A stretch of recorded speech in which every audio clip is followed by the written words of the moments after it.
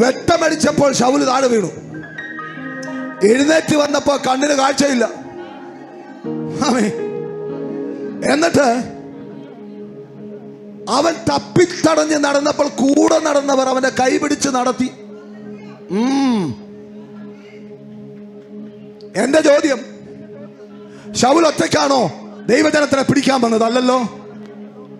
ശൗൽ തന്റെ കൂട്ടാളികളുമായിട്ടല്ലേ വന്നേ, ഒരു ഗ്യാങ്ങുമായിട്ടല്ലേ വന്നേ. എന്റെ ഗ്യാങ്ങിലുള്ള ഒന്നിനെ തൊടാതെ ഇവനെ മാത്രം തൊട്ടത്. എടാ തമ്പുരാൻ തൊട്ട വലുതിനെ തൊടും. എടാ തമ്പുരാൻ തൊട്ടാലുണ്ടല്ലോ, അവൻ ചെറുതിനെയല്ല തൊടുന്നത്, അവൻ വലുതിനെ തൊടും. ഇന്ന് പകൽക്കാലം ക്രിസ്തുവിനെതിരായി പ്രവർത്തിക്കുന്ന നേതാക്കന്മാര് ചെവി തുറന്ന് കേട്ടോ. ക്രിസ്തുവിനെ തൊടാൻ സമയമായി, അവന്റെ വെളിച്ചത്തിന്റെ മുമ്പിൽ നീ വീഴാൻ സമയമായി.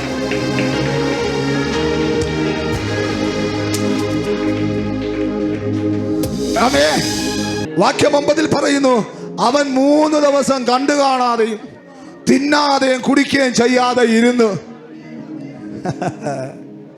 മറ്റുള്ളവരെ ആഹാരം കഴിപ്പിക്കാതിരുന്നവൻ, മറ്റുള്ളവരെ ആരാധിപ്പിക്കാതിരുന്നവൻ, മറ്റുള്ളവരെ പ്രാർത്ഥിക്കാൻ അനുവദിക്കാതിരുന്നവൻ ഇപ്പൊ 3 ദിവസമായിട്ട് തപ്പിത്തടഞ്ഞിരുന്നിട്ട് അവൻ ആഹാരവും വേണ്ട, ഉറക്കവുമില്ല. ഇവിടെ നിന്നുകൊണ്ട് ദൂത് കൈമാറോ. ചില നേതാക്കന്മാരെ നിന്റെ ഉറക്കം നഷ്ടപ്പെടുന്ന ദിവസങ്ങൾ 2026 തുറക്കാൻ പോകുക.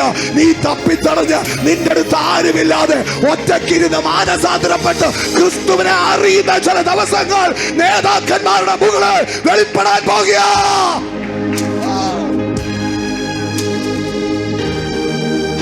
സ്തോത്രം.